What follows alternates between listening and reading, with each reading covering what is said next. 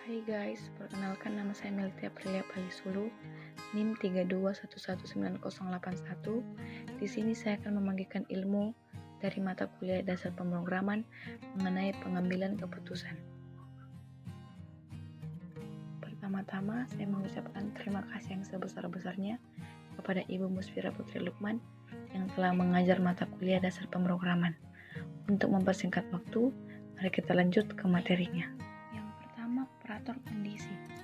Operator kondisi adalah operator yang digunakan untuk menghasilkan kondisi benar dan salah yang terdiri atas operator relasi dan operator logika.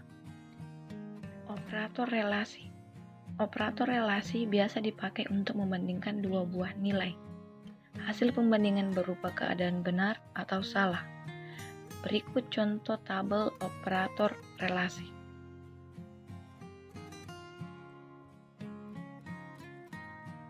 Operator logika. Operator logika biasa dipakai untuk menghubungkan ekspresi relasi. Keseluruhan operator logika ditunjukkan pada tabel berikut.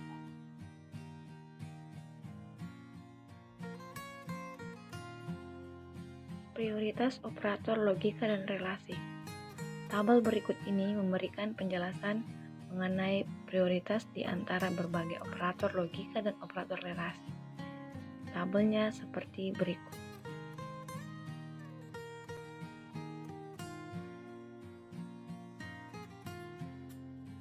Yang kedua, pernyataan if.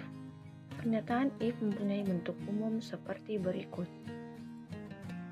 Bentuk ini menyatakan, yang pertama, jika kondisi yang diseleksi adalah benar atau bernilai logika 1, maka pernyataan yang mengikutinya akan diproses.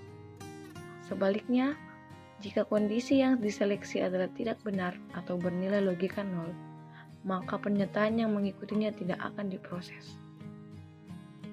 Berikut adalah contoh diagram alir dari if. Yang ketiga, pernyataan if-else. Pernyataan if-else memiliki bentuk umum sebagai berikut. Arti dari pernyataan if-else, jika kondisi benar, maka pernyataan 1 dijalankan.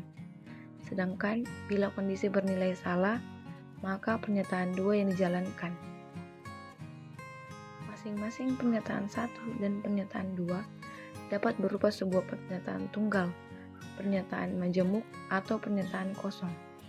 Berikut adalah gambar diagram alir if-else.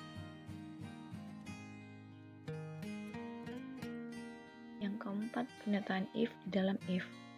Di dalam suatu pernyataan if atau if-else, bisa saja terdapat pernyataan if atau if-else yang lain.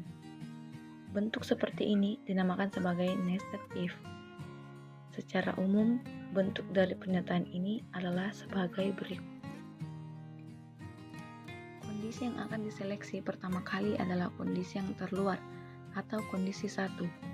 Jika kondisi 1 bernilai salah, maka statement else yang terluar atau pasangan if yang bersangkutan yang akan diproses.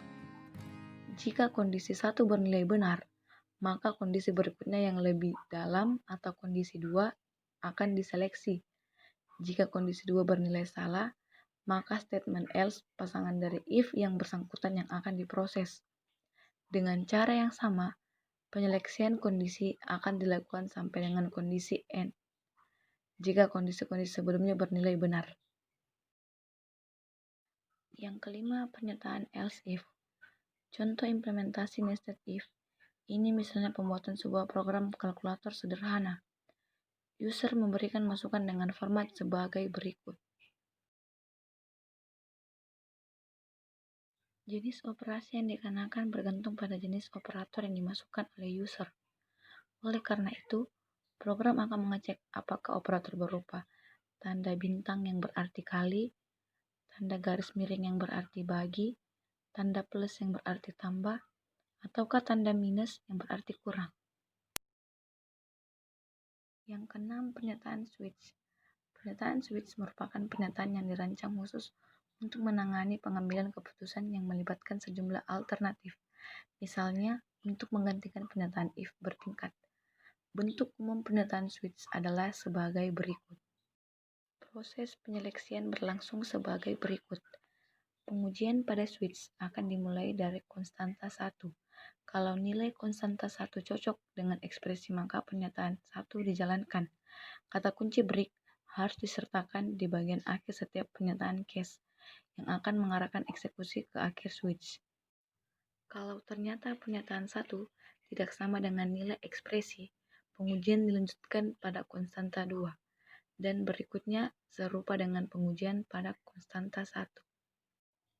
Jika sampai pada pengujian case yang terakhir ternyata tidak ada kecocokan, maka pernyataan yang mengikuti kata kunci default yang akan dieksekusi. Kata kunci default ini bersifat opsional. Tanda kurung kurawal tutup menandakan akhir dari proses penyeleksian kondisi case.